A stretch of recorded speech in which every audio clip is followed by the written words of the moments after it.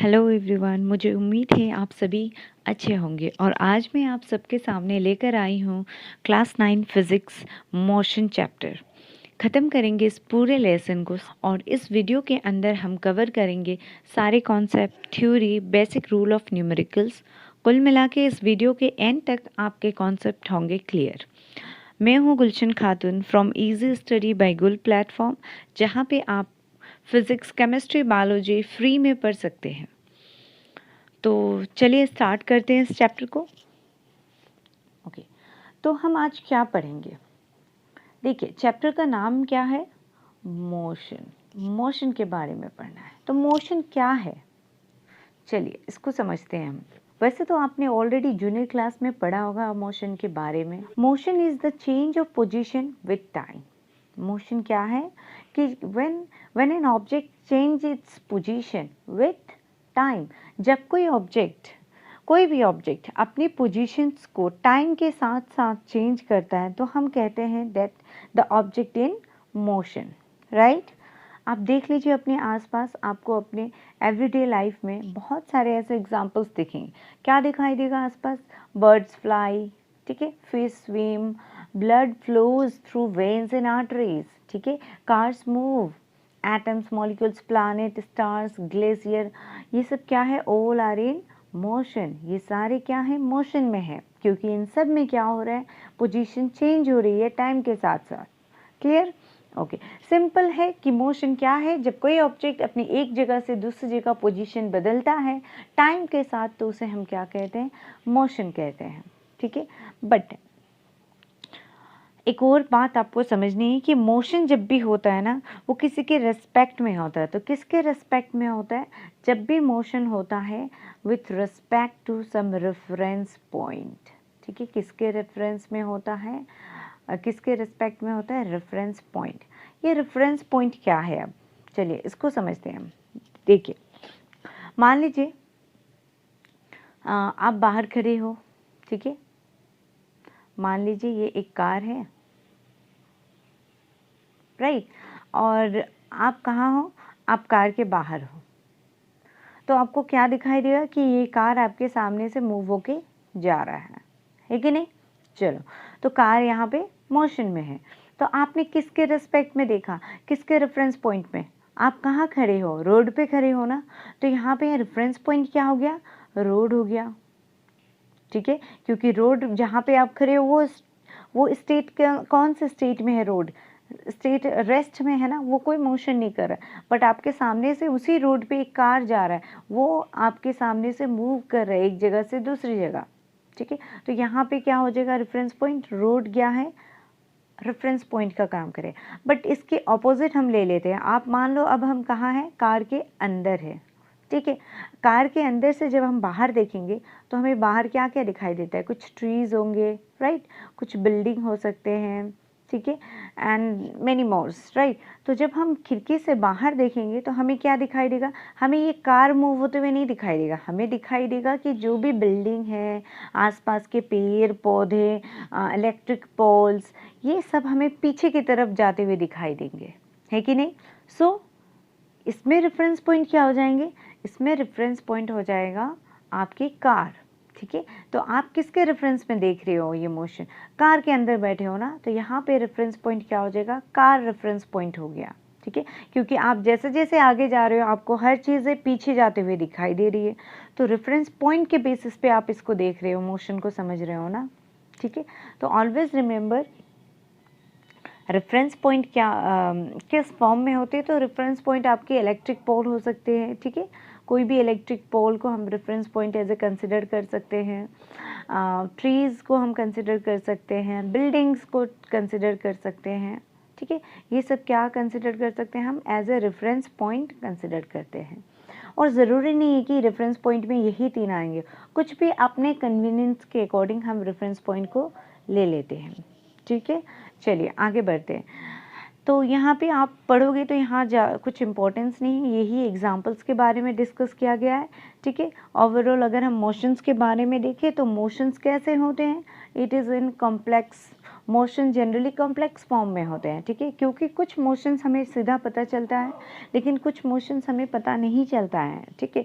जैसे कि अगर आप देखो हवा में अगर आप बाहर हो और तेज हवा चल रही है, राइट, तो हवा भी क्या है, एयर क्या है, मोशन में है ना, बट हम उसको देख नहीं पाते हैं, राइट। हाँ, लेकिन हम उसको एक्सपीरियंस कर सकते हैं, फील कर सकते हैं। जब हवा के साथ कुछ पत्ते कोई पेड़ पौधे हिल रहे होते तो हम बोल सकते हैं हाँ हवा यहाँ से यहाँ मूव हो रही है। तो मोशन सिंपल नहीं होते, मोशन कैसे होते हैं, कॉम्प्लेक्स फॉर्म में होते हैं, ठीक है। अगर हम टाइप्स ऑफ मोशन की बात करें तो आपने जूनियर क्लास में ऑलरेडी पढ़ा है कि मोशंस के टाइप्स क्या क्या होते हैं। स्ट्रेट लाइन मोशन होते हैं, सर्कुलर मोशन होते हैं, रोटेटरी मोशन होते हैं, ठीक है, पीरियोडिक मोशन होते हैं, ठीक है ना। तो ये तो हो गए टाइप ऑफ मोशन, ठीक है।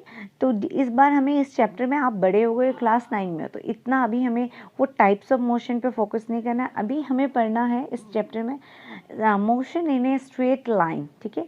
आपको इस चैप्टर में स्ट्रेट लाइन के ऊपर कैसे मोशन होते हैं उसके कुछ हम सिंपल इक्वेशंस और ग्राफिकल मेथड देखेंगे, ठीक है। तो चलिए स्टार्ट करते हैं इस चैप्टर को। डिस्क्राइबिंग मोशन, जब भी कोई मोशन होता है तो वो किसके रिस्पेक्ट में होता है, सम रेफरेंस पॉइंट के रिस्पेक्ट में होता है। ये पॉइंट आपको याद रखने हैं। तो ये रेफरेंस पॉइंट को ही हम क्या कहते हैं, ओरिजिन भी कहते हैं। कभी आपको मान लो एग्जाम में एमसीक्यू के फॉर्म में आ गया, पूछ लिया गया रेफरेंस पॉइंट को अनदर वर्ड में क्या कहा जाता है, तो आपको यही पॉइंट याद रखने हैं, रेफरेंस पॉइंट को ओरिजिन भी कहा जाता है, ठीक है। अब भी आपको रेफरेंस पॉइंट समझ नहीं आए तो इस आपके एनसीईआरटी बुक में एक एग्जांपल से डिस्कस करते हैं। चलिए स्टार्ट करते हैं। देखिए यहाँ पे क्या लिखा है कि assume that school in a village 2 kilometre north of a railway station, we have specified the position of the school with respect to the railway station. तो यहाँ पे क्या बोला गया कि आपको मान लेते हैं आपके गांव में जो आपका स्कूल है वो कितने डिस्टेंस में है, बोला गया रेलवे स्टेशन से 2 किलोमीटर नॉर्थ की तरफ है, ठीक है। तो यहाँ पे देखिए क्या बोला है, मान लीजिए ये रेलवे स्टेशन है, ठीक है, और यहाँ से इस रेलवे स्टेशन से नॉर्थ की तरफ 2 किलोमीटर डिस्टेंस में आपके स्कूल लोकेटेड है, ठीक है, यही बोला गया ना। तो आप देखिए यहाँ पे रेफरेंस पॉइंट हम किसको ले रहे हैं, रेलवे स्टेशन को ले रहे हैं ना। ये रेलवे स्टेशन आपका क्या है, यहाँ पे रेफरेंस पॉइंट है। इसको देखिए क्यों हम इसको रेफरेंस पॉइंट बोल रहे हैं। अगर देखिए यहाँ पे बोला गया है कि आपके गांव में जो आपका रेलवे स्टेशन से 2 किलोमीटर नॉर्थ की तरफ आपका स्कूल है, तो यहाँ पे रेफरेंस पॉइंट हम रेलवे स्टेशन को ले रहे हैं। तो इट मीन्स व्हाट, अगर आप ये रेलवे स्टेशन को हटा देते हो, मान लो यहाँ पे रेलवे स्टेशन नहीं है, तो आप जो ये 2 किलोमीटर का डिस्टेंस बोल रहे हो, ये किससे 2 किलोमीटर डिस्टेंस होगा, कुछ नहीं, मीनिंग कोई बात ही नहीं बन रहा है ना, यहाँ पे कोई मीनिंग ही नहीं निकल रही है। अगर मैं कहती हूँ कि 2 किलोमीटर दूर है स्कूल, इसका क्या मतलब है कि कहाँ से 2 किलोमीटर दूर है, किस चीज़ से 2 किलोमीटर दूर है, कुछ पॉइंट्स तो मुझे बताने पड़ेंगे ना। तो यहाँ पे ये रेलवे स्टेशन से 2 किलोमीटर दूर है, राइट। आपकी ये जो स्कूल 2 किलोमीटर दूर है, किससे 2 किलोमीटर दूर है, हमारे गांव में जो रेलवे स्टेशन है उससे 2 किलोमीटर दूर है। तो ये 2 किलोमीटर डिस्टेंस जो रेलवे स्टेशन को रेफरेंस पॉइंट में लेके बोला गया है। आई होप आपको समझ आ रही है ये बात, राइट। तो आपके रेफरेंस पॉइंट कुछ भी हो सकती है, ज़रूरी नहीं वो रेलवे स्टेशन होगा, ठीक है। मान लो अब किसी का घर कहीं स्कूल के आसपास है, ठीक है, मान लो किसी का घर इस स्कूल के आसपास ही है, तो उसके लिए तो 2 किलोमीटर डिस्टेंस नहीं हुआ ना, तो उसका रेफरेंस पॉइंट उसका घर हो जाएगा, क्योंकि वो अपने घर से उस डिस्टेंस को बता रहा है स्कूल का, राइट। तो हम जब भी मोशन भी करते हैं ना, तो कुछ रेफरेंस पॉइंट को कंसिडर करते हैं, क्योंकि अगर ये पॉइंट ए है और ये पॉइंट बी है, तो आपसे पूछा जाएगा आपने मोशन किया, राइट, ए से बी तक कितने किलोमीटर, 4 किलोमीटर किया, तो आप किसके रेफरेंस में बोल रहे हो ये 4 किलोमीटर, मैंने ए पॉइंट से मूवमेंट की थी ना बी तक, तो ये ए पॉइंट के सामने मान लो कोई घर है या बिल्डिंग है या कोई इलेक्ट्रिक पोल है या कोई ट्री हो सकता है, मैंने उस ट्री को रेफरेंस पॉइंट लेके बताया कि मेरा जो डिस्टेंस कवर हुआ 4 किलोमीटर हुआ, किससे, उस घर से। क्लियर, समझ आई बात ना। तो हमेशा रेफरेंस पॉइंट के रिस्पेक्ट में ही मोशन होता है। क्लियर, चलो अब हम आगे बढ़ते हैं। आपको ये पॉइंट याद रखना है कि रेफरेंस पॉइंट को हम क्या कहते हैं, ओरिजिन कहते हैं। तो आई थिंक यहाँ पे इतना ही है, इंपॉर्टेंट पॉइंट्स और कुछ नहीं। चलिए हम आगे बढ़ते हैं। नेक्स्ट टॉपिक है हमारा motion along a straight line. अब हम देखते हैं कि स्ट्रेट लाइन जो हमारा मेन टॉपिक है यहीं से स्टार्ट होता है। देखिए, स्ट्रेट लाइन में जो मोशन होते हैं कैसे होते हैं, सिंपल टाइप के मोशन होते हैं वो, ठीक है, क्योंकि स्ट्रेट लाइन में मूव हो रहे हैं तो उसमें कुछ कॉम्प्लेक्स तो दिख ही नहीं रहा है, सीधा पता चल रहा है स्ट्रेट लाइन में, तो उसे हम सिंपल मोशन भी कहते हैं। ओके, आपको ये स्ट्रेट लाइन मोशन स्टार्ट करने से पहले मैं एक टॉपिक बताना चाहती हूँ। इस टॉपिक को आप समझ लीजिए अच्छे से। फिजिकल क्वांटिटी क्या होती है, फिजिकल क्वांटिटी, इन सब के आपको नोट्स मिल जाएंगे। मैं आप सबको इस पूरे चैप्टर का नोट्स प्रोवाइड करेंगे क्योंकि इसमें डेरिवेशन है, सब कुछ है, तो आई थिंक डेरिवेशंस ये सब मैं आपको नोट्स दे दूंगी, डोंट वरी। हाँ, आपको हर इंपॉर्टेंट टॉपिक्स का डेफिनेशन से लेके हर चीज़ मिल जाएगा, आप अभी बस समझिए इस चैप्टर को। देखिए, फिजिकल क्वांटिटी हम किसे कहते हैं, ऐसी क्वांटिटी, ठीक है, जिसको हम मेज़र कर सकते हैं। समझ आ रही है ना बात, मेज़र कर सकते हैं, ठीक है। जैसे कि देखिए फिजिकल क्वांटिटीज़ के दो टाइप्स होते हैं, ठीक है। इसके कितने टाइप्स होते हैं, टू टाइप्स होते हैं। वन इज़ स्केलर, ठीक है, एंड अदर इज़ वेक्टर। दोनों में डिफरेंस क्या है, बस एक ही चीज़ का डिफरेंस है कि एक में डायरेक्शंस नहीं होती है और एक में डायरेक्शन होती है, बस। बाकी दोनों ही मैग्नीट्यूड शो करती हैं, ठीक है। स्केलर क्वांटिटी भी मैग्नीट्यूड शो करती है, वेक्टर क्वांटिटी भी मैग्नीट्यूड शो करती है। डिफरेंस ये है कि स्केलर क्वांटिटी कोई डायरेक्शन नहीं बताती है, ठीक है। जितने भी फिजिकल क्वांटिटी जो स्केलर के अंदर आते हैं वो डायरेक्शन शो नहीं करते हैं, लेकिन जो वेक्टर क्वांटिटी है ना वो डायरेक्शन शो करते हैं।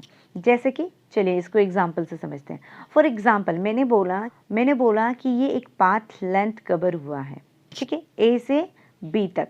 कितना लेंथ कवर हुआ है, मान लीजिए 20 किलोमीटर कवर हुआ, जिसे हम क्या कहते हैं, इस लेंथ ऑफ पाथ, ये जो कितना लेंथ, पाथ का लेंथ जो कवर हुआ है, इसके लिए हम कौन सा फिजिकल क्वांटिटी यूज़ करते हैं, डिस्टेंस यूज़ करते हैं, राइट। इसमें आपको क्या बताना है कि ए से बी तक उसने कितनी पाथ कवर किया, 20 किलोमीटर।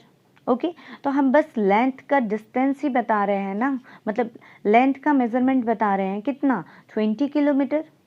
ओके, तो ये 20 किलोमीटर में क्या हमें डायरेक्शंस बतानी ज़रूरी है, नो। डिस्टेंस के लिए हमें डायरेक्शन कभी नहीं बतानी होती कि किसी ने कितना पाथ ऑफ लेंथ कवर किया है, राइट। तो हम उसका मैग्नीट्यूड बता रहे हैं। ये जो आप बता रहे हो ना 20 kilometre and 5 kilometre, numerical value जो आप बता रहे हो ना, ये क्या है, मैग्नीट्यूड है, ठीक है।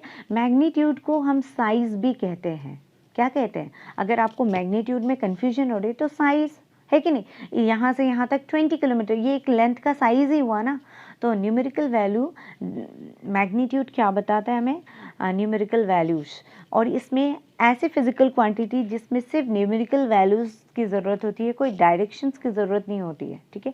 तो ऐसे फिजिकल क्वांटिटी को हम क्या कहते हैं, स्केलर क्वांटिटी कहते हैं। क्लियर। चलिए एक और हम क्वांटिटीज समझते हैं। जैसे कि देखिए डिस्प्लेसमेंट, आपको बस अभी हम इसको डिटेल में बाद में डिस्कस करेंगे, अभी मैं जस्ट फिजिकल वेक्टर और स्केलर क्या होता है उसके लिए ये समझा रही हूँ। डिस्प्लेसमेंट क्या होता है, डिस्प्लेसमेंट में डिफरेंस यही है कि ये भी डिस्टेंस बताता है लेकिन डायरेक्शन के साथ बताता है ये, ठीक है। तो इसको हम डिस्प्लेसमेंट कहते हैं, समझ आई। तो फिजिकल क्वांटिटी डिस्प्लेसमेंट क्या होगा, स्केलर क्वांटिटी होगा ना, वेक्टर क्वांटिटी होगा। तो ये क्या होगा, वेक्टर क्वांटिटी होगा, क्योंकि मैंने अभी बताया कि वेक्टर क्वांटिटी क्या बताता है, magnitude as well as direction दोनों शो करता है। तो डिस्प्लेसमेंट क्या कर रहा है, हम क्या बताएंगे, मान लीजिए आपने 20 किलोमीटर नॉर्थ की तरफ मूवमेंट की है, ठीक है। तो नॉर्थ डायरेक्शन यहाँ मेंशन हो रहा है ना, तो डिस्प्लेसमेंट क्या हो जाएगा, वेक्टर क्वांटिटी हो जाएगा। क्लियर है। अभी मैं डिस्प्लेसमेंट डिस्टेंस में ज़्यादा डिस्कस नहीं कर रही हूँ, इसको हम आगे टॉपिक में और अच्छे से समझेंगे। अभी मैं बस वेक्टर क्या है, स्केलर क्या है, उसके पॉइंट ऑफ व्यू के अकॉर्डिंग समझा रही हूँ। क्लियर। चलो आगे बढ़ते हैं। Motion along a straight line, मतलब स्ट्रेट लाइन में जब मोशन होती है वो कैसे होंगी, उस लाइन के जो मोशन होते हैं ना वो सिंपलेस्ट मोशन में आते हैं, ठीक है, उसे हम सिंपल मोशन भी कहते हैं। ओके, चलिए नेक्स्ट हम इसको एग्जांपल्स के साथ समझते हैं कि एग्जांपल्स आपके बुक में दिया हुआ है उसी को लेट अस कंसिडर। देखिए ये है डायग्राम गिवन है आपकी बुक में, तो देखिए इसमें हमें क्या बोला गया कि position of an object on a straight line path. एक लाइन का पाथ दे दिया है, ये आपका 0 से स्टार्ट होके कहाँ तक गया है, 60 किलोमीटर। यूनिट कौन सा यूज़ किया गया, किलोमीटर यूज़ किया गया। ओके, एंड देखिए यहाँ पे हमें क्या बोला जा रहा है, हमें यहाँ बताया जा रहा है कि 3 डिफरेंट पॉइंट्स दिए गए हैं, लेट ए बी सी, ठीक है, ए बी, ये ए, ये बी एंड ये सी रिप्रेजेंट कर रहा है ऑब्जेक्ट का डिफरेंट पोजीशंस। ओके, तो अब हम स्टार्ट करते हैं इसका समझने के लिए। इस पॉइंट्स में गिवन क्या, देखिए फर्स्ट ऑब्जेक्ट कहाँ से कहाँ तक मूव होगा। फर्स्ट यहाँ पे ये ओ क्या को रिप्रेजेंट कर रहा है, ओरिजिन को रिप्रेजेंट कर रहा है, ठीक है। तो ऑब्जेक्ट यहाँ से मूवमेंट स्टार्ट करेगी, पहले कहाँ जाएगी ये ऑब्जेक्ट, सी पॉइंट पे जाएगी, फिर आफ्टर दैट बी पॉइंट पे एंड देन ए पॉइंट पे जाएगी, ठीक है। मूवमेंट तो ऐसे ही होंगे, राइट। एंड देन यहाँ पे देखिए वही बोला, ए तक गया, फिर it back along the same path and reaches C through B, फिर वापस ये आया, ठीक है, B से पास होके पहले, अब जब ये A से वापस जाएगा तो पहले B को पास करे एंड देन C तक आया, ये आपको बोला गया, ठीक है। ऑब्जेक्ट O से स्टार्ट किया, ठीक है, C B A तक होके ऐसे करके आया A पॉइंट तक, एंड इस A पॉइंट से वापस वो B पे गया एंड B से आके C पे रुक गया। ये याद रखिएगा आप, कहाँ रुका वो, C पे आके रुका। अब नेक्स्ट देखिए, तो देखिए यहाँ से मूवमेंट उसने स्टार्ट की, ठीक है, और सी पॉइंट पे आके रुक गया। तो अगर अब मैं पूछूं आपसे टोटल पाथ लेंथ उस ऑब्जेक्ट ने कितनी कवर की है, टोटल पाथ लेंथ, ठीक है, तो टोटल लेंथ कितना, आप क्या बताओगे, क्या करोगे आप, सम करोगे, है कि नहीं। यहाँ से यहाँ तक का टोटल सम आपको दिख रहा है 60, चलो कर देते हैं, प्लस आफ्टर डेट ए से बी गया, बी से सी गया, तो इतनी पाथ कितनी है हमें ये निकालनी है ना। तो आप क्या करो, यहाँ से यहाँ तक टोटल से इस वाले पोर्शंस को, इस टोटल से हम ए से लेके सी वाले पोर्शन को माइनस कर देंगे तो हमें ये वाली पोर्शन मिल जाएंगे ना, ठीक है ना। तो आप समझिए हमें ये वाली पोर्शन चाहिए, ठीक है। तो ये आपके कितने हो जाएंगे, अगर आपको ये निकालने हैं तो आप ये टोटल यहाँ से यहाँ तक का इसको माइनस कर दो तो आपको ये मिल जाएगा, ये वाली पोर्शन, है कि नहीं। तो देखिए टोटल 60 है और यहाँ से यहाँ तक कितना है 25, राइट। तो हम क्या करेंगे, यहाँ से यहाँ तक का 60 प्लस ये वाली वो वापस यहाँ तक आया, तो ये वाली पोर्शन कितनी हो जाएगी आप देख लीजिए। आप टोटल 60 से 25 माइनस कीजिए, आपको कितना मिलेगा 35, ठीक है। अब दोनों को प्लस कीजिए, टोटल आंसर कितना आएगा 95। ओके, ये आपके हो गए total path length, total path length कितने हो गए 95, क्लियर। अब चलिए हम नेक्स्ट अब देखते हैं। अब ये तो आप बोल दोगे कि ऑब्जेक्ट ने कितनी टोटल पाथ लेंथ कवर की है। ओके, तो इस पाथ लेंथ को जो कवर किया जाता है उसे हम क्या कहते हैं, उसे हम डिस्टेंस कहते हैं। डिस्टेंस है जो कितनी पाथ कवर किया, path of the length is measure by which physical quantity, distance, clear. चलो अब यहाँ पे देखो, अब हम एक नया फिजिकल क्वांटिटी के बारे में लर्न करेंगे। देखो क्या मैं बताने जा रही हूँ, इस ऑब्जेक्ट ने ए से ए तक मूव किया था, वापस आया सी पे आके रुक गया, राइट। अब आपसे बोला जाएगा कि ये जहाँ से उसने स्टार्ट की थी और जहाँ पे ये रुक गया था इसके बीच का डिस्टेंस कितना है, ये वाली डिस्टेंस, ठीक है, कितना है। तो आप क्या कहोगे 25 किलोमीटर, ठीक है। तो ये जो starting point that is initial point और जहाँ पे जाके रुका था वो दैट इज फाइनल पॉइंट, इसको हम क्या कहेंगे फाइनल पोजीशन या फिर फाइनल पॉइंट, ठीक है, फाइनल पोजीशन। और इस वाले पॉइंट जहाँ से उसने स्टार्ट की थी दैट इज इनिशियल पॉइंट, ठीक है, क्या कहेंगे इनिशियल पोजीशन। तो जो ये जो शॉर्टेस्ट डिस्टेंस होता है ना initial position and final position के बीच का, this distance, this path of length is known as what, displacement। इसी को हम क्या कहते हैं, डिस्प्लेसमेंट कहते हैं, ठीक है। जो शॉर्टेस्ट डिस्टेंस होते हैं ना इनिशियल पोजीशन और फाइनल पोजीशन के बीच का, उस डिस्टेंस को हम क्या कहते हैं, डिस्प्लेसमेंट कहते हैं। ठीक है बात। तो आई होप आप समझ रहे हो कि डिस्टेंस क्या है, डिस्प्लेसमेंट क्या है। सिंपल है, शॉर्टेस्ट डिस्टेंस और you can say that the shortest path between the initial and final position of an object is called its displacement. Okay, but इस दोनों में नई बात ये है कि डिस्प्लेसमेंट डायरेक्शंस के साथ शो करता है। जब भी आपसे पूछा जाए डिफरेंस क्या है दोनों में, तो डिस्प्लेसमेंट क्या होता है, डायरेक्शंस बताता है, बट डिस्टेंस डायरेक्शन नहीं बताता है। क्लियर। अभी हम और भी बहुत सारे इंपॉर्टेंट पॉइंट्स है डिस्टेंस एंड डिस्प्लेसमेंट के बारे में, अभी हम देखेंगे आगे और। ठीक है, तो आपको इतना तो समझ आया ना कि डिस्टेंस और डिस्प्लेसमेंट में डिफरेंस क्या है। डिस्टेंस टोटल पाथ को बताता है, ठीक है, कि उस ऑब्जेक्ट ने यहाँ से यहाँ फिर यहाँ तक, तो हमने टोटल पाथ को मेज़र किया था, यहाँ पे सम किया था। लेकिन डिस्प्लेसमेंट के लिए हम बस इनिशियल पोजीशन और फाइनल पोजीशन के बीच का लेंथ बताएंगे।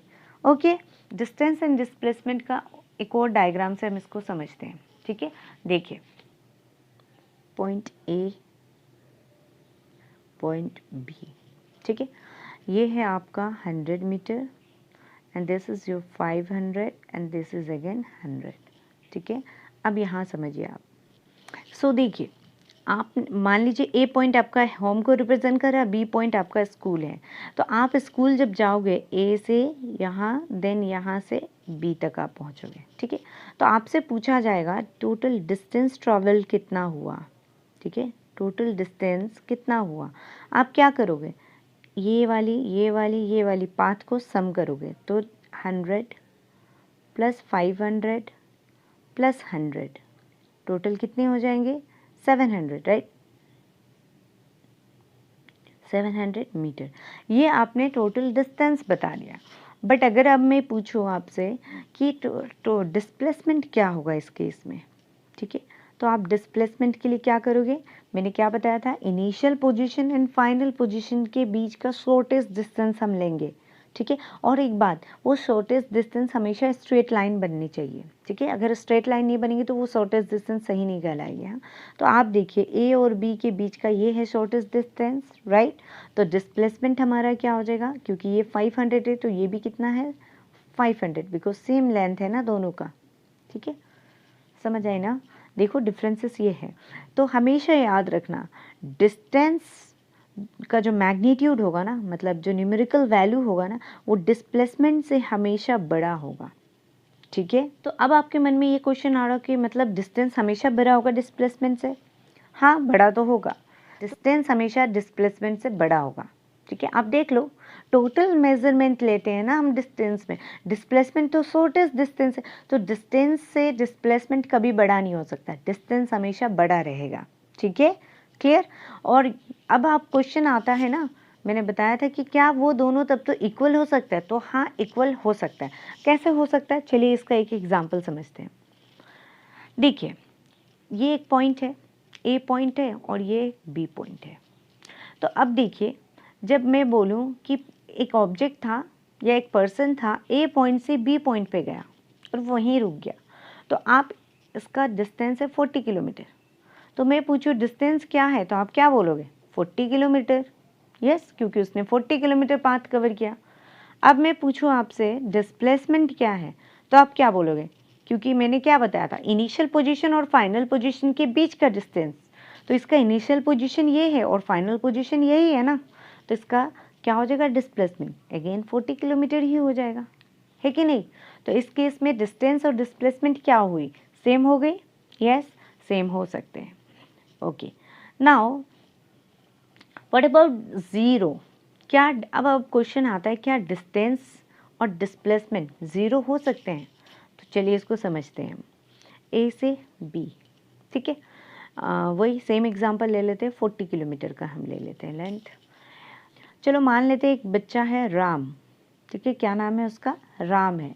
राम पॉइंट ए से बी तक गया, ठीक है, क्या के लिए, मार्केट के लिए। ये उसका घर है और बी उसका पॉइंट मार्केट है। तो वो लेंथ जो कवर किया, मार्केट से सब्जी लिया और वापस घर आ गया। ठीक है, टोटल डिस्टेंस कितना है, तो आप क्या बोलोगे, इसने यहाँ गया, मार्केट से सब्जी लिया और फिर वो घर आया, तो टोटल डिस्टेंस क्या हो जाएगा 40 प्लस 40, क्योंकि वापस उसी पाथ पे आया ना, तो 40 प्लस 40 80 किलोमीटर, यही बोलोगे आप, ठीक है। चलो अब मैं पूछूं डिस्प्लेसमेंट क्या है इस केस में, तो आप क्या बोलोगे? देखो इस केस में अभी आप समझो, पॉइंट ए से राम ने मूवमेंट स्टार्ट की थी, उसका इनिशियल पॉइंट ए हो गया स्टार्टिंग पॉइंट, और वो आया वापस कहाँ पे, बी पॉइंट, ए पॉइंट पे आके रुक गया, ठीक है ना। तो इस केस में डिस्प्लेसमेंट क्या होगा? इस केस में इसका डिस्प्लेसमेंट ज़ीरो हो जाएगा, क्योंकि इनिशियल पॉइंट और फाइनल पॉइंट दोनों ए पॉइंट पे ही है ना। तो जब भी इनिशियल और फाइनल पॉइंट सेम पॉइंट हो जाएंगी तो डिस्प्लेसमेंट क्या हो जाएगा? Zero. Okay, so always remember distance can not be zero, distance कभी ज़ीरो नहीं होंगी, but displacement can be zero, लेकिन डिस्प्लेसमेंट क्या होंगे? ज़ीरो होंगे। तो देखो ये आपके क्वेश्चंस एग्जाम में आते हैं, डिफरेंस बिटवीन डिस्टेंस और डिस्प्लेसमेंट का, तो अब आप लिख लोगे ना डिस्टेंस और डिस्प्लेसमेंट में क्या डिफरेंसेस हैं, राइट। एक और पॉइंट हम डिस्कस कर लेते हैं, दैट डिस्टेंस का अगर हम पूछे ऐसा यूनिट क्या होता है, तो डिस्टेंस का ऐसा यूनिट आप याद रखो, इट्स मीटर, ठीक है। क्योंकि हम जनरली पाथ का ना ही सबसे छोटा लेंगे ना ही बड़ा लेंगे, हम मीडियम वाला लेंथ लेते हैं, ऐसा यूनिट क्या हो जाएगा? डिस्टेंस का मीटर ले लेंगे, ठीक है। वो डिपेंड करता है, अगर लार्जेस्ट आप कोई एक जगह से दूसरी जगह, जैसे कि कोई भी आप लोकेशन बता रहे हो, Delhi to Mumbai, right, Itanagar to Kolkata, तो आप क्या बता रहे हो, एक स्टेट से डिफरेंट स्टेट्स का डिस्टेंस बता रहे हो, उस केस में हम क्या यूज़ करते हैं? Kilometre, right. लेकिन अगर आपको मेज़र करने हो अपने पेन, जो आप पेन यूज़ करते हो उसका लेंथ मेज़र करना है, तो आप किलोमीटर में बताओगे क्या? नहीं ना, आप सेंटीमीटर में यूनिट बताओगे उसका लेंथ, ठीक है। जब हम कपड़ा लेने जाते हैं दुकान में, तो कपड़ा जब भी आप खरीदते हो ना ही किलोमीटर में खरीदते हो ना ही सेंटीमीटर में खरीदते हो, कि कौन से लेंथ में खरीदते हो? मीटर में खरीदते हो। तो डिपेंड करता है लेंथ, किस चीज़ का साइज़ पूछा जा रहा है उसके अकॉर्डिंग हम यूनिट यूज़ करते हैं। ओके, तो आपको याद रखनी है कि लेंथ, डिस्टेंस के लिए ऐसा यूनिट हम क्या यूज़ करेंगे? मीटर लिखते हैं, ठीक है। तो डिस्टेंस का ऐसा यूनिट क्या हो जाएगा? मीटर हो जाएगा। Okay, clear. चलो अब बताओ, अब आप बताइए डिस्टेंस क्या है? स्केलर क्वांटिटी है ना वेक्टर क्वांटिटी है? Distance is scalar quantity, yes, क्योंकि इसमें तो हमको डायरेक्शन से कोई लेना देना नहीं है, राइट, इसलिए ये क्या होगा? स्केलर क्वांटिटी हो जाएगी। नेक्स्ट, डिस्प्लेसमेंट क्या हो जाएगा? देखो मैंने बताया था आपको पहले ही स्टार्टिंग में कि डिस्प्लेसमेंट में हम डायरेक्शन, डिस्टेंस के साथ साथ इसमें एक प्लस पॉइंट क्या ऐड हो जाता है कि ये डायरेक्शन भी शो करता है, तो इसीलिए ये क्या हो जाएगा? वेक्टर क्वांटिटी हो जाएगा। क्लियर है? ओके, ऐसा यूनिट का अगर हम डिस्प्लेसमेंट का बात करें, तो सिंस ये भी तो हमें मीटर ही, लेंथ ही बताता है ना, बस डायरेक्शन ऐड हो जाता है, तो इसका ऐसा यूनिट भी क्या रहेगा?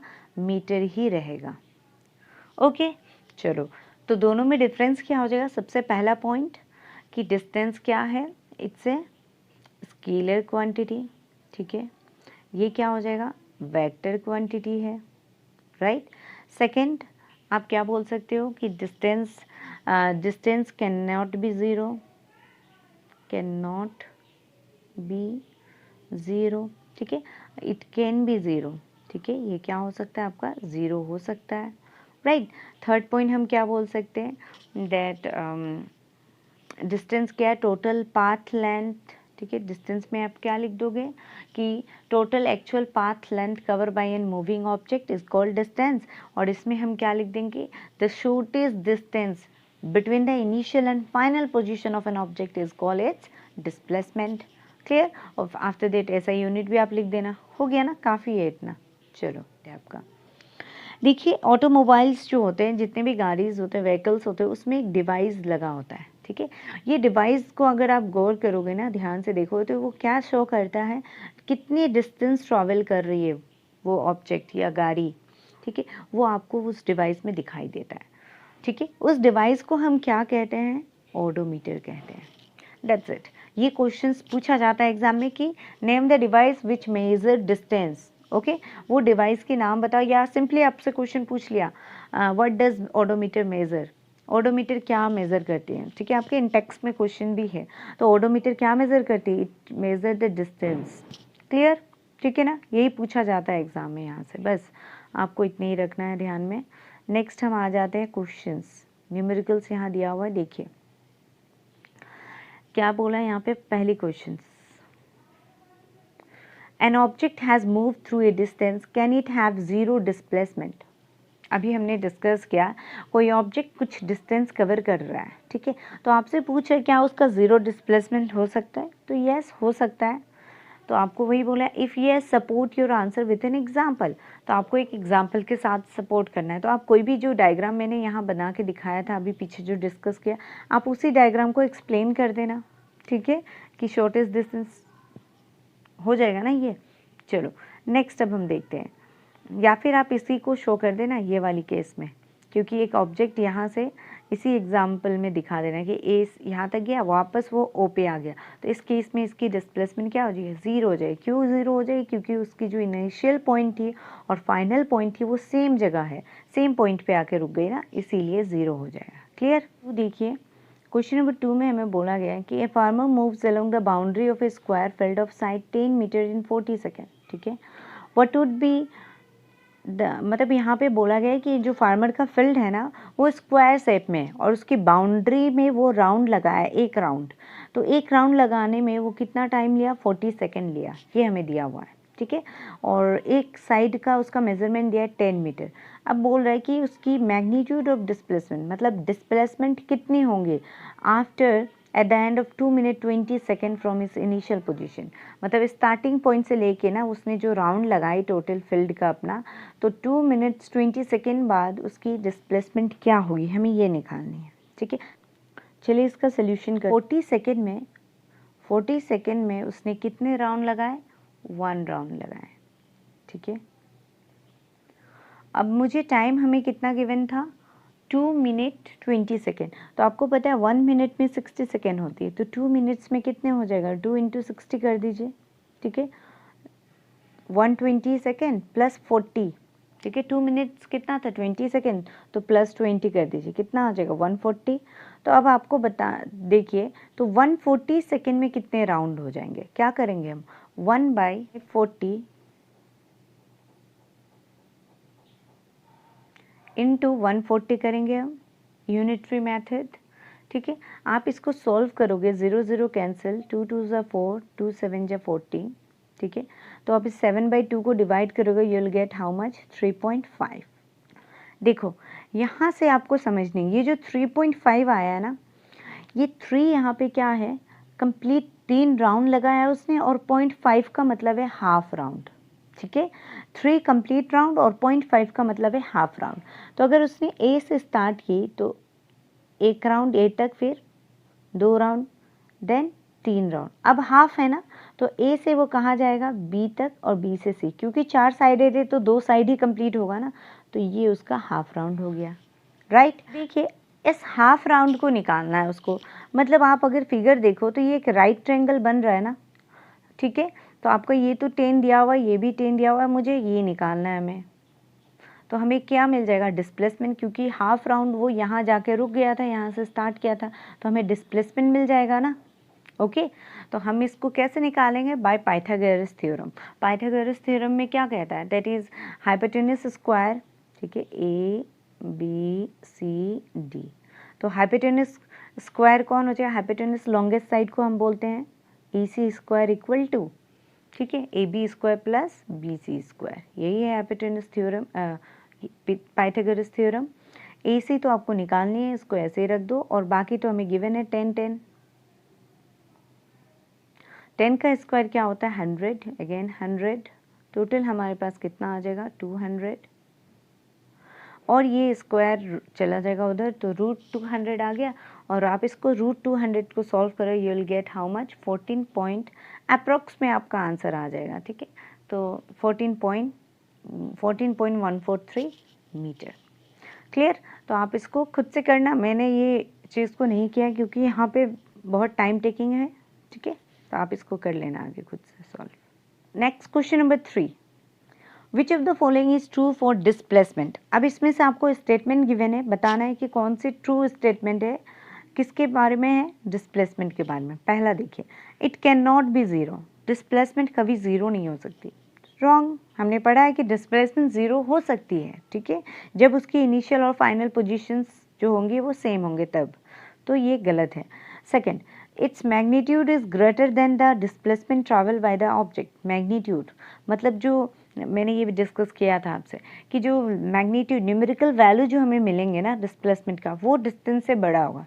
इम्पॉसिबल है, डिस्टेंस हमेशा बड़ा होगा, डिस्प्लेसमेंट कभी बड़ा नहीं होगा, राइट। तो सेकेंड वाली स्टेटमेंट भी क्या है, गलत है।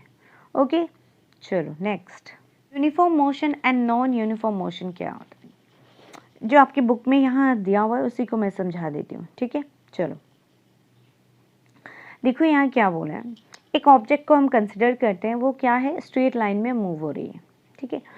और हमें क्या बोला है कि वो 5 मीटर कवर करता है फर्स्ट 5 सेकेंड में। ओके इसको हम कुछ ऐसा डायग्राम बना लेते हैं। हाँ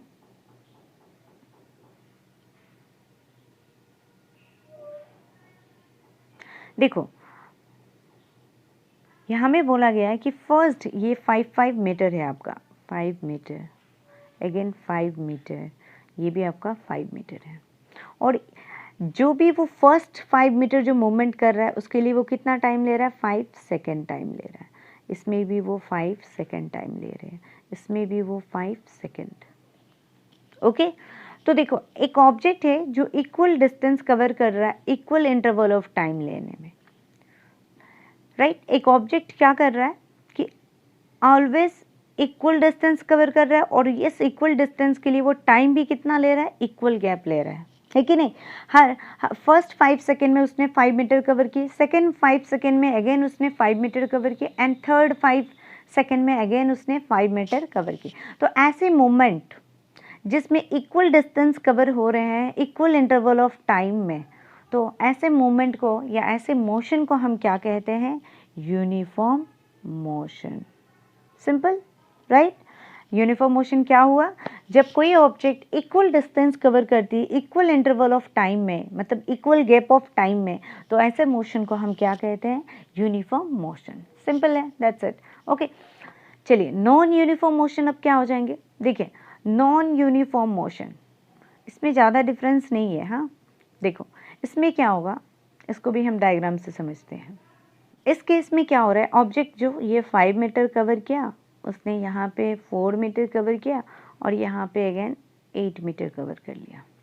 टाइम कितना लिया इसके लिए, 5 सेकेंड ही लिया, और इसके लिए भी उसने 5 सेकेंड ही लिया, इसके लिए भी उसने 5 सेकेंड लिया। तो ऐसे मोशन जिसमें ऑब्जेक्ट अनइक्वल डिस्टेंस कवर कर रहा है, ठीक है, कैसे डिस्टेंस कवर कर रहा है, unequal gap of unequal distance cover करता है but equal interval of time में, तो ऐसे मोशंस को हम क्या कहेंगे, non uniform motion. Clear. Non uniform motion क्या होगा, an object is said to be in non uniform motion if it travels unequal distances in equal interval of time. Clear. ऐसे मोशंस को हम क्या कहेंगे, नॉन यूनिफॉर्म मोशन कहेंगे। Clear. चलो तो वही चीज़ यहाँ दिया, आप अंडरलाइन कर सकते हो अपनी बुक में भी कि ऐसे मोशंस, ठीक है, where object cover unequal distance and equal interval of time. Example हो गया जैसे कि कार जो मूव होता है, क्राउडेड भीड़ भाड़ में जो गाड़ी चलती है, वो कभी भी देख लो आप एक ही इक्वल डिस्टेंस नहीं कवर कर सकता इक्वल गैप ऑफ टाइम में, क्योंकि कभी ब्रेक लगाना पड़ता है, कभी ट्रैफिक पे रुक जाना पड़ता है उसे, है कि नहीं। कोई पर्सन अचानक से बीच में आ गया तो उसे ब्रेक लगा के, तो ऐसे कंडीशंस में आपकी जो नॉर्मल जो डेली लाइफ में जो मोशन होते हैं गाड़ियों का ना, वो नॉन यूनिफॉर्म ही होते हैं। क्लियर। तो ओके सो यूनिफॉर्म मोशंस भी क्लियर हो गया होगा आपको, said to be uniform motion यहाँ से, ठीक है, अंडरलाइन कर लीजिएगा आप भी अपने बुक में। चलिए आगे बढ़ते हैं अब हम 8.1 में, देखिए हम देखते हैं आगे, और उस टेबल से हमें एग्जामाइन करना है स्टडी करके कि वो यूनिफॉर्म मोशन है कि नॉन यूनिफॉर्म मोशन। तो चलिए देखते हैं उस टेबल को। सो ये रहा हमारा टेबल। देखिए इसमें आप देखिए, अगर हम इसमें ऑब्जर्व करते हैं, यहाँ टाइम दिया गया है, यहाँ object distance travel by object A and distance travel by object B in metre में लेंथ दिया हुआ है, ठीक है। तो चलिए देखते हैं कि पहला देखिए टाइमिंग का है, गैप कितना दिया हुआ है, 9:30 से 9:45, 9:45 से 10, 10 से 15, मतलब सब में 15 मिनट्स का गैप है, ठीक है। कितना का गैप है टाइमिंग का, 15 मिनट्स। अब हम डिस्टेंस देखते हैं ऑब्जेक्ट ए का, 10 से 20, 20 से 30, 30 से 40, कितना डिस्टेंस कवर कर रहा है हर एक 15 मिनट्स में, 10 मीटर डिस्टेंस कवर कर रहा है फर्स्ट वाले ऑब्जेक्ट में। सेकेंड वाले में आप देखो 12 से 19, 19 से 23, 23 से 35, तो 12 से 19 7 मीटर हुआ, यहाँ 4 मीटर, मतलब आप देख रहे हो इक्वल। तो आपको एग्जाम्पल से समझ आ रहा होगा कि ऑब्जेक्ट ए जो है इक्वल गैप ऑफ टाइम में इक्वल डिस्टेंस कवर कर रहा है हमेशा, राइट। बट अगर हम ऑब्जेक्ट बी का देखें तो वो गैपिंग का टाइमिंग तो इक्वल है, वही है, लेकिन डिस्टेंस जो कवर कर रहा है वो अनइक्वल कर रहा है। तो ये क्या हो जाएगा, नॉन यूनिफॉर्म मोशंस के एग्जाम्पल हो जाएंगे, ये आपके यूनिफॉर्म मोशंस के एग्जाम्पल हो जाएंगे। क्लियर। चलिए टॉपिक है measuring the rate of motion. देखिए अब यहाँ रेट आपको दिखाई देगा ना, रेट वर्ड, वहाँ आप याद रखिएगा एक बात कि हमेशा क्या होगा वहाँ पे, टाइम से आपको डिवाइड कर देना है। क्या हो जाएगा, टाइम से डिवाइड हो जाएगा, क्योंकि हमें रेट जब भी दिया होगा तो टाइम से हम उसे डिवाइड कर देंगे। ठीक है, अभी यहाँ पे हम किसको डिवाइड करें, हम यहाँ पे मेज़र कर रहे हैं रेट ऑफ मोशंस को। ठीक है, तो इसके लिए हम एक नया क्वांटिटी यूज़ करते हैं, फिजिकल क्वांटिटी, जिसका हम क्या कहते हैं, जिसके लिए स्पीड। ठीक है, क्या कहते हैं इसको, स्पीड। ये स्पीड क्या करता है, स्पीड आपको किसी भी ऑब्जेक्ट के बारे में क्या बताता है कि कोई ऑब्जेक्ट कितनी फास्ट है या कितनी स्लो है, यही बताता है ना कि कोई ऑब्जेक्ट कितना फास्ट है या स्लो मूव कर रहा है, इसी के बारे में स्पीड बताता है। ठीक है, तो रेट में हम, रेट जो बोलने का मतलब क्या है, जो आप स्पीड में बताओगे तो स्पीड आपको निकालने होगा। जैसे कि एक ऑब्जेक्ट ए से बी तक गया तो वो कितनी स्पीड में गया। ठीक है, कहने का मतलब ये है कि एक यूनिट टाइम में वो किस स्पीड में जा रहा था, वो हमें निकालना है। तो हम क्या करेंगे, जितना इसने टोटल डिस्टेंस जो कवर किया उसको हम टाइम से डिवाइड कर देंगे, हमें क्या मिल जाएगा, स्पीड मिल जाएगा। ओके, तो चलिए हम इसको समझते हैं। पहले देखिए यहाँ पे कुछ एग्जांपल्स दिए हैं, bowling speed in kilometre per hour. ठीक है, ये आपकी बॉलिंग की स्पीड दी है 140, 143, 135 एंड सो ऑन। तो ये उसकी बॉलिंग की स्पीड हो गई पर आवर में, इस स्पीड में वो फेंक रहा है। यहाँ देखो स्पीड लिमिट लिखा हुआ है बोर्ड में, 50 kilometre per hour, 40 kilometre per hour, right. तो ये भी क्या है, आपको गाड़ी की स्पीड बता रही है, लिमिट, मतलब इसी स्पीड में गाड़ी को चलनी चाहिए। ठीक है, हमने देखा कुछ टेबल जो देखा था, सिचुएशंस वहाँ गिवन थी, राइट। बॉलिंग स्पीड गिवन था, किलोमीटर पर आवर जैसे कि दिया हुआ है। तो इससे क्या समझ आता है, वो साइन बोर्ड में जो दिया हुआ है, इससे हमें अमाउंट ऑफ टाइम पता चलता है कि कितना टाइम लेता है किसी डिस्टेंस को कवर करने के लिए। ठीक है, सो सम देम, कुछ इसमें से मूव फास्ट करता है, कुछ स्लोली फास्ट करता है। ठीक है ना, कुछ बहुत ही फास्ट मूवमेंट शो करेगा ऑब्जेक्ट, कुछ स्लो मूवमेंट शो करता है। ओके, तो इसी को हम क्या कहते हैं, जिस रेट में, the rate at which object move can be different. तो ज़रूरी नहीं कि हर ऑब्जेक्ट एक ही रेट, एक ही स्पीड में जा रहा होगा, नो, राइट। कुछ स्पीड, किसी ऑब्जेक्ट का स्पीड अलग है, किसी ऑब्जेक्ट का स्पीड अलग है, कोई फास्ट होगा, कोई स्लो होगा। तो डिफरेंट ऑब्जेक्ट डिफरेंट रेट में मूवमेंट करती है। ओके, अब वे है कैसे आप मेजर करोगे उसके रेट ऑफ मोशंस को। तो इसको हम अभी हमने पता किया था ना, the distance travel by the object in a unit time. ठीक है, कोई ऑब्जेक्ट कितना डिस्टेंस ट्रेवल कर रहा है यूनिट टाइम में, एक मिनट हो सकता है या 1 घंटा हो सकता है या फिर 1 सेकंड हो सकता है, यूनिट टाइम में हम उसको निकाल लेंगे। ठीक है, this quantity is refer to as speed. इसी को हम क्या कहते हैं, स्पीड। मतलब speed is equal to, speed is equal to क्या हो जाएगी, डिस्टेंस अपॉन टाइम। ठीक है, कितना डिस्टेंस कवर किया उसको हम कितना टाइम लिया उससे डिवाइड कर देंगे, हमें स्पीड पता चल जाएगी किसी भी ऑब्जेक्ट का। क्लियर। ओके, सो इस क्वांटिटी स्पीड जो है ना, अब बताओ मुझे कि स्पीड क्या होगी। ठीक है, आप सोचो, आप क्या कहोगे, स्पीड क्या है, स्केलर क्वांटिटी है ना, वेक्टर क्वांटिटी है। देखिए स्पीड हमें क्या बता रहा है कि वो कितना डिस्टेंस कवर कर रहा है पर यूनिट टाइम में, यही बता रहा है ना। इसमें हमें डायरेक्शन से कुछ लेना देना है नहीं है, तो स्पीड आपकी क्या हो जाएगी, स्केलर क्वांटिटी हो जाएगी। ठीक है, चलो इसकी ऐसा यूनिट क्या होगी, क्योंकि स्पीड का अभी हमने देखा था, speed is equal to what, distance by time. तो डिस्टेंस का ऐसा यूनिट क्या था, मीटर, और टाइम का ऐसा यूनिट क्या होता है, सेकेंड।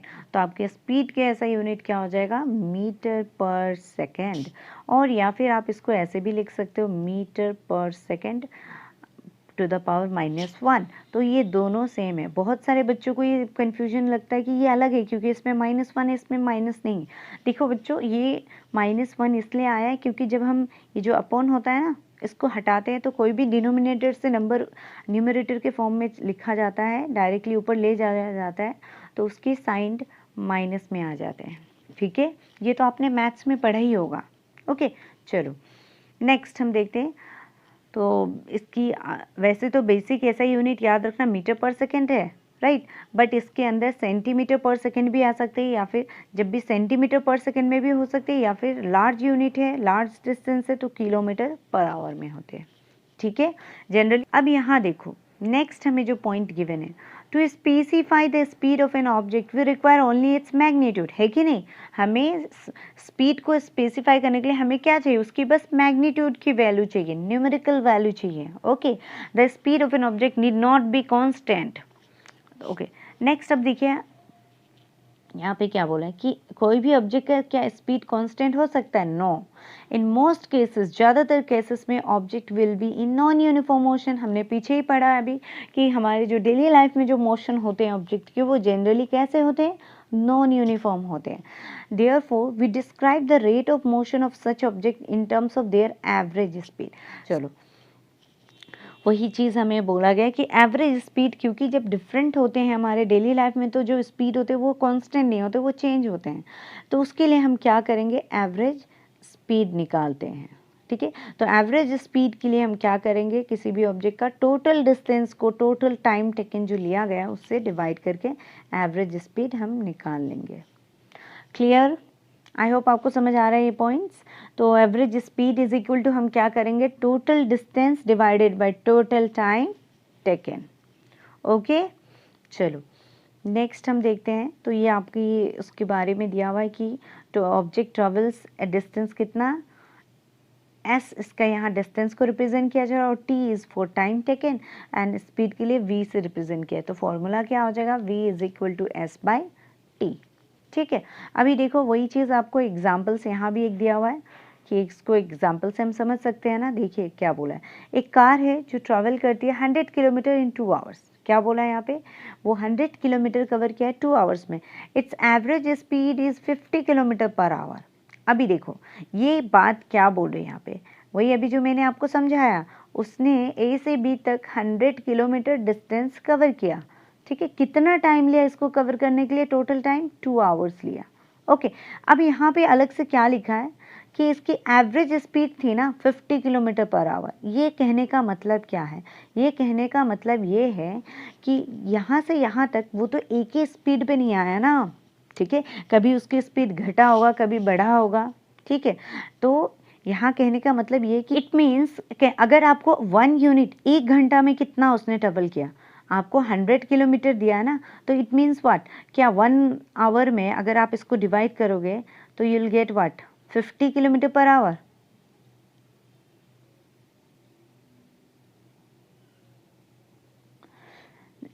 इसका कहने का मतलब ये है 50 किलोमीटर पर आवर आने का मतलब ये नहीं है कि उसने हर 1 घंटा में 50 किलोमीटर कवर किया, नो, ये नहीं है। इसका कहने का मतलब ये है कि समटाइम्स उसका कुछ स्पीड फास्टर था, कुछ स्लोअर था। 50 किलोमीटर से ज़्यादा भी हुआ होगा, 50 किलोमीटर से कम भी हुआ होगा, बट इससे लगभग 50 के क्लोज ही रहा होगा उसका स्पीड। ठीक है, क्योंकि ये उसकी एवरेज स्पीड है कि उसने टोटल टाइम लिया था 2 आवर्स। तो अगर आप इसको डिवाइड करोगे 100 को 2 से तो you will get what, 50 kilometre per hour. It means ये नहीं है कि वो 1 घंटा में 50 किलोमीटर कवर करके आया है, ऐसा ही डिस्टेंस मतलब कांस्टेंट स्पीड में आया, नो, ये उसकी एवरेज स्पीड है। ठीक है, वो कुछ ज़्यादा भी हुआ होगा थोड़ा बहुत, और फिर कुछ कम भी हुआ होगा। ठीक है, तो लगभग 50 के आसपास ही है, तो वही जिसको हम एवरेज स्पीड कह रहे हैं।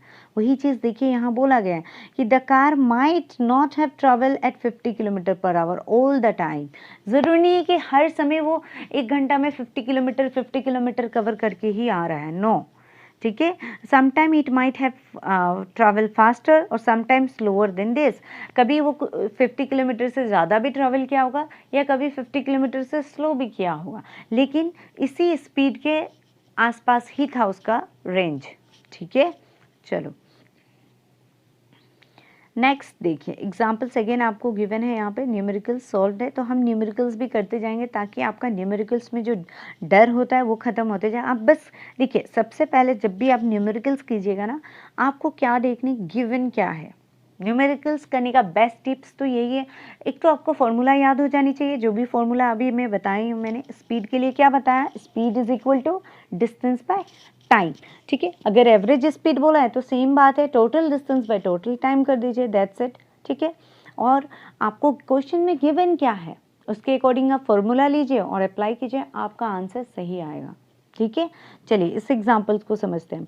An object travel 16 metre in 4 second and then another 16 meter in 2 second, what is the average speed of the object। तो देखिए, ऑब्जेक्ट का क्या बोला है कि 16 मीटर ट्रेवल करता है 4 सेकेंड में एंड दूसरा 16 मीटर इन 2 सेकेंड में, तो उसकी एवरेज स्पीड क्या है। तो अभी देखिए, आपको एवरेज स्पीड के लिए क्या बोला गया था, average speed is equal to total distance by total time. Total distance 16 plus again 16 plus कीजिए, और टाइम कितना था 4 प्लस 2, 16 प्लस 16 आपका कितना आ जाएगा 32। ठीक है, डिवाइडेड बाय 6, इसको कैलकुलेट कीजिए, 2 3 ज़ा 6, 2 1 ज़ा 2, 2 6 ज़ा 12। ठीक है, 16/3 को आप डिवाइड कीजिएगा, you will get how much, so you will get 5.33 approx. ठीक है, तो आपको आंसर कुछ ऐसा ही मिल जाएगा इसका। देखिए 5.33 मीटर पर सेकेंड। बच्चों देखो, आप लोग एक गलती करते हो हमेशा एग्जाम में, ये यूनिट नहीं लगाते हो। यूनिट भी बहुत इंपॉर्टेंट है। ठीक है, सब कुछ सीख ले तो छोटी छोटी बातें को आप लोग इग्नोर करते हो, तो इस बातों को भी ध्यान रखो। फिजिक्स में आपको यूनिट्स बहुत इंपॉर्टेंट है। न्यूमेरिकल्स करने के बाद यूनिट, सही यूनिट लगाना बहुत ज़रूरी है, क्योंकि यूनिट सही नहीं है तो आपको ये पता नहीं चलेगा कि गिवन क्या है, ये टीचर्स को पता नहीं चलेगा जो आपकी पेपर चेक करे कि इसने लिखा क्या है, डिस्टेंस है, स्पीड है, क्या है। तो देखो मीटर पर सेकेंड है, तो आपको स्पीड बोला गया, तभी आप यूनिट सही लगा देना। ठीक है, नेक्स्ट है स्पीड विद डायरेक्शंस। देखो अभी क्या बोला गया कि स्पीड डायरेक्ट, अभी इससे पहले हमने देखा था स्पीड के बारे में, राइट। अब यहाँ पे नया क्या है, नया ये है कि स्पीड तो रहेगा, स्पीड की वैल्यू हमें पता चलेगी, बट डायरेक्शन के साथ पता चलेगी इस बार। ठीक है, स्पीड की ही वैल्यू हमें पता चलेगी, लेकिन एक चीज़ ऐड हो गया इसमें, जुड़ क्या गया नया, कि ये डायरेक्शन भी बताएगी स्पीड के साथ। तो इसके लिए हम एक नया फिजिकल क्वांटिटी यूज़ करेंगे, जिसे हम क्या कहेंगे, वेलोसिटी। ठीक है, तो वेलोसिटी क्या है, इट्स ऑल्सो, वेलोसिटी हमें क्या बताता है, स्पीड के बारे में बताता है, लेकिन डायरेक्शन के साथ बताता है। इस बार स्पीड को क्या के साथ बता रहा है, ये डायरेक्शन के साथ बताएगा। तो उसके लिए हम कौन सा फिजिकल क्वांटिटी यूज़ करेंगे, वेलोसिटी। ठीक है, the rate of motion of an object can be more comprehensive if we specify its direction of motion along with speed। ठीक है, किसी भी ऑब्जेक्ट का रेट ऑफ मोशन जब हम बताते, ठीक है, तो उसको अगर हम उसके स्पीड के साथ साथ डायरेक्शंस को भी स्पेसिफाई कर देते और हमें अच्छे से उसके बारे में समझ आ जाएगा, यही बोला जा रहा है। सो ऐसे क्वांटिटी, ठीक है, जो हमें दोनों चीज़ बता रही है, स्पेसिफाई कर रही है, क्या, स्पीड्स प्लस डायरेक्शन, तो उसके लिए हम उस फिजिकल क्वांटिटी को हम क्या कहेंगे, is called velocity. Simple, what is velocity, distance travel of an object या by an object in a given direction per unit time is called velocity. ठीक है, कोई ऑब्जेक्ट जो डिस्टेंस ट्रैवल कर रही है इन ए गिवन डायरेक्शन, लेकिन इस बार क्या बोला जा रहा है, गिवन डायरेक्शन के पर unit time is called velocity. ठीक है, तो हम क्या लिख सकते हैं, वेलोसिटी इज इक्वल टू, इसका हम ऐसा लिख सकते हैं, वेलोसिटी इज इक्वल टू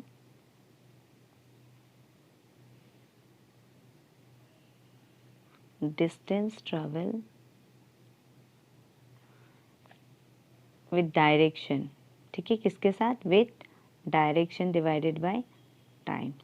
ठीक है, तो देखो जब भी डिस्टेंस विद डायरेक्शन शो करता था तो क्या था, याद करो, यस, डिस्टेंस जब ट्रेवल किया जाता है विद डायरेक्शन, गिवन डायरेक्शन के साथ बताया जा रहा है, तो उसको हम डिस्प्लेसमेंट कहते हैं ना, राइट, यस।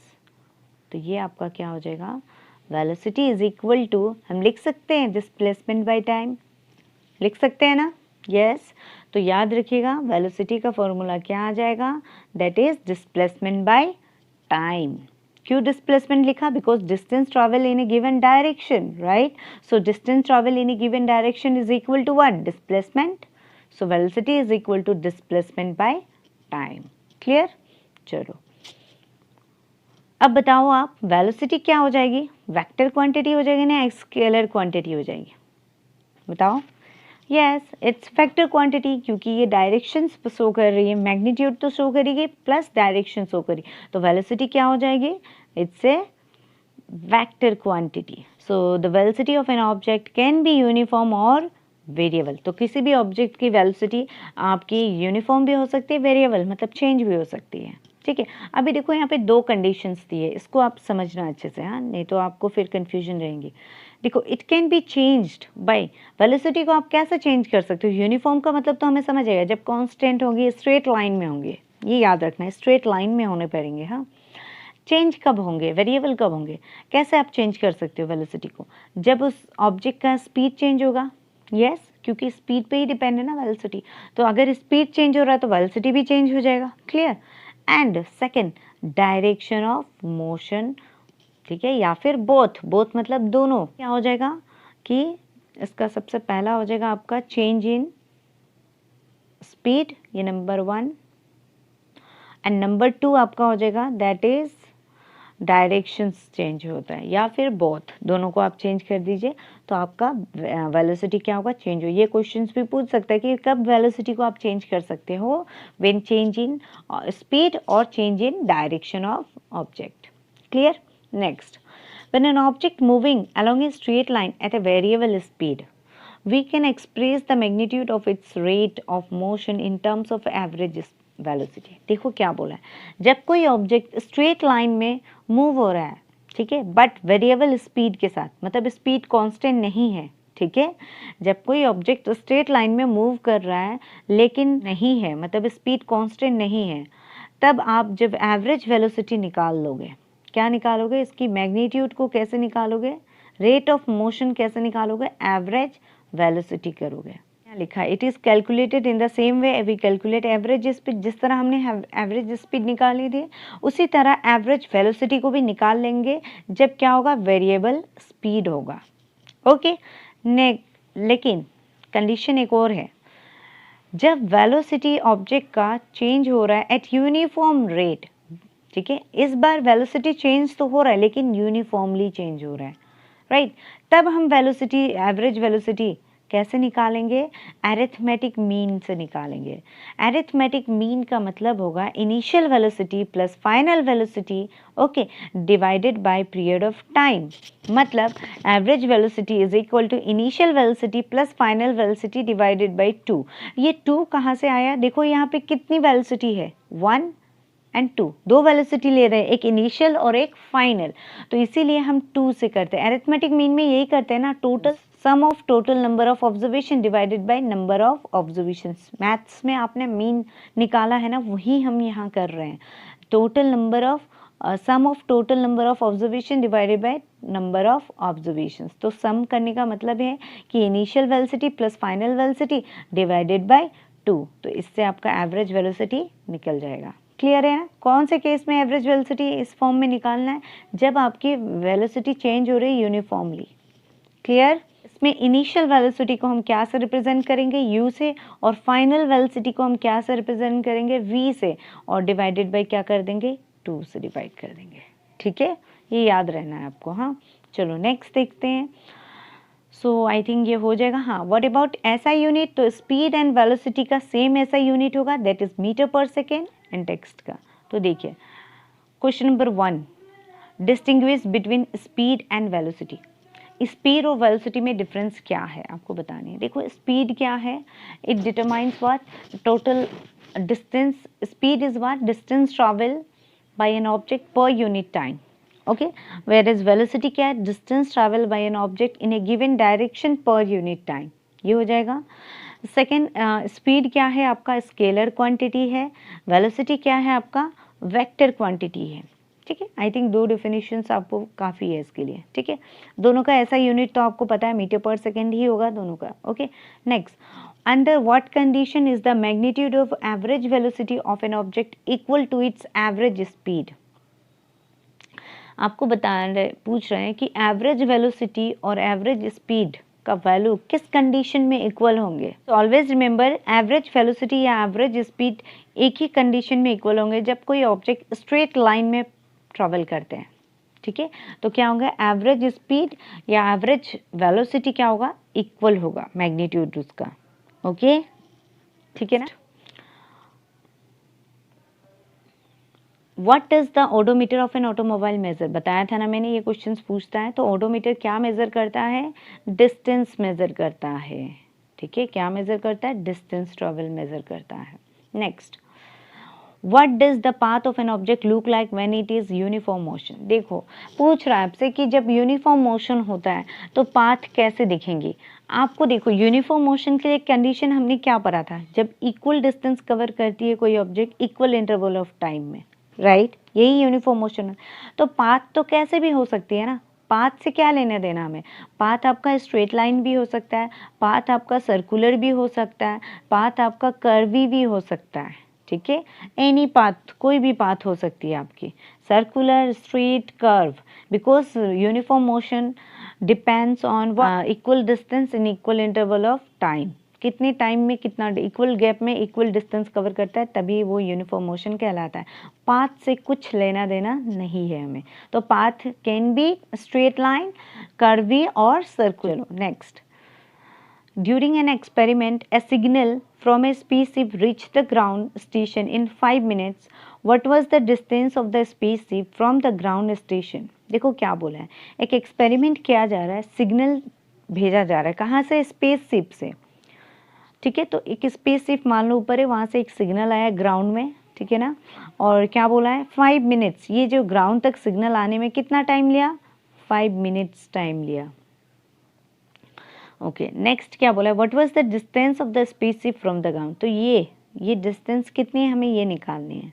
ठीक है, ओके, सिग्नल रीच, स्पीड दे दिया आपको, सिग्नल का स्पीड कितना दिया है, 3 × 10⁸ मीटर पर सेकेंड। तो हमें स्पीड दिया है, टाइम दिया, हमें क्या निकालना है, डिस्टेंस निकालना है। तो हम उसी फॉर्मूला का यूज़ करेंगे। देखिए, फॉर्मूला क्या था हमारा, speed is equal to distance by time. तो डिस्टेंस जब निकालना होगा तो हम स्पीड इंटू टाइम कर देंगे। ठीक है, तो स्पीड हमारा कितना दिया हुआ है, 3 × 10⁸ मीटर पर सेकेंड। टाइम कितना दिया है, 5 मिनट्स। तो आप एक काम कीजिए, 5 मिनट्स को चेंज कर लीजिए सेकेंड में। तो 1 मिनट में 60 सेकेंड, तो 5 मिनट में 5 × 60 कितना हो जाएगा, 5 × 6 = 30, 300 सेकेंड। ओके, अब आप इसको सॉल्व कीजिए, 3 × 3 = 9 × 10⁻, हम ये 2 0 को ऐड कर देंगे, पावर में कन्वर्ट कर देंगे। 8 है प्लस 2 हो जाएगा, तो कितना आ जाएगा, 10 आ जाएगा। ठीक है, आई होप आपको ये कॉन्सेप्ट पता होगा। मैथमेटिकल, ये मैथ्स में करते हैं। ठीक है, तो मैं इतना मैथ्स का बेसिक अभी यहाँ नहीं समझा रही हूँ आपको। ठीक है, चलो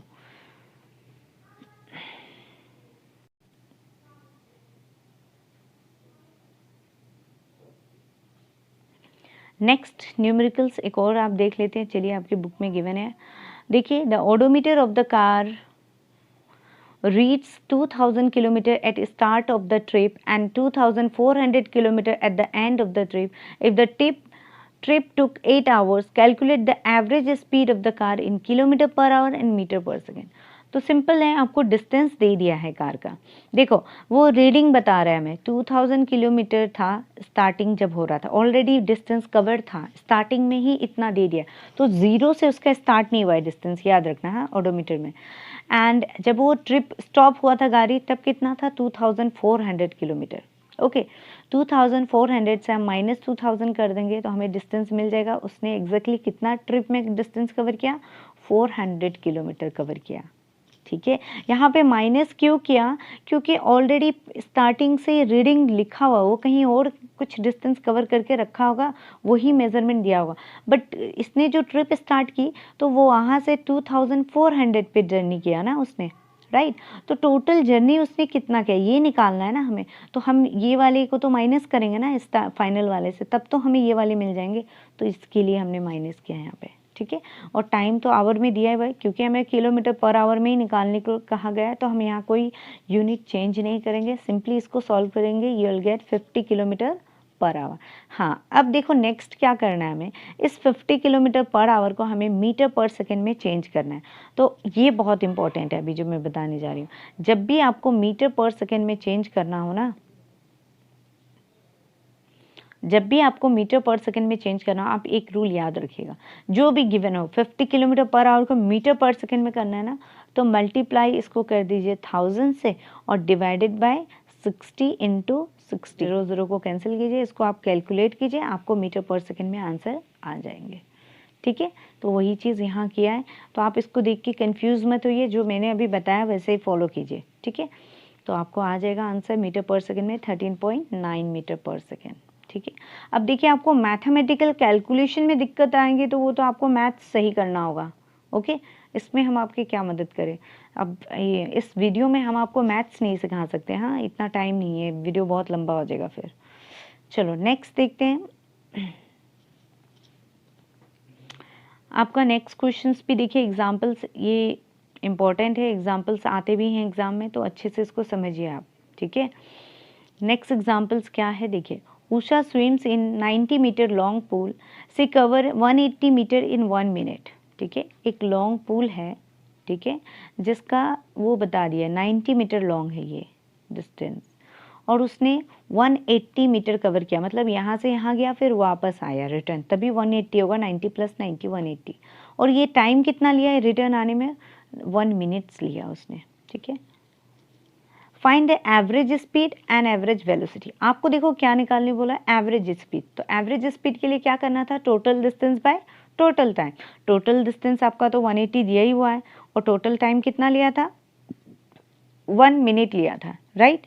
तो 1 मिनट में अगर आपको सेकंड में कन्वर्ट करना हो तो आप क्या करोगे, देखिए 60 से डिवाइड कर दो, तो आपका 180 टोटल डिस्टेंस था, और टोटल टाइम 1 मिनट में 60 सेकेंड होता है, तो हम सीधा 60 लिखते हैं, 6 1 जा 6, 6 3 जा 18, 3 मीटर पर सेकेंड आपकी एवरेज स्पीड आ गई। अब देखो एवरेज वेलोसिटी बोला गया हमें ना, तो एवरेज वेलोसिटी क्या था, average velocity is equal to क्या है, डिस्प्लेसमेंट बाय टाइम, ठीक है। तो देखो इसमें हम क्या करें, डिस्प्लेसमेंट क्या होगा, अभी यहाँ बात समझिए आप अच्छे से, हाँ ये पूल था, मैंने क्या बोला था, डिस्प्लेसमेंट क्या था, इनिशियल और फाइनल पोजीशन के बीच का डिस्टेंस होता है, तो इसने स्टार्टिंग यहाँ से की थी, फिर वापस आके यहीं पे रुक गया, तो इसका डिस्प्लेसमेंट 0 हो जाएगा ना, जब इनिशियल और फाइनल पोजीशंस पॉइंट एक ही होंगे तो डिस्प्लेसमेंट क्या हो जाएंगे, 0, राइट। और टाइम कितना लिया था उसने, टाइम तो वही आ जाएगा, तो एनीथिंग डिवाइडेड बाय 0, कुछ भी मान लो टाइम हो, आंसर तो आपका 0 ही आने वाला है ना एट द एंड, ठीक है। तो वही क्या है, 0/60, 1 मिनट में 60 सेकेंड था सर, 0। तो एवरेज वेलोसिटी क्या हो जाएगी, 0, और एवरेज स्पीड क्या हो जाएगा, 3 मीटर पर सेकेंड। क्लियर।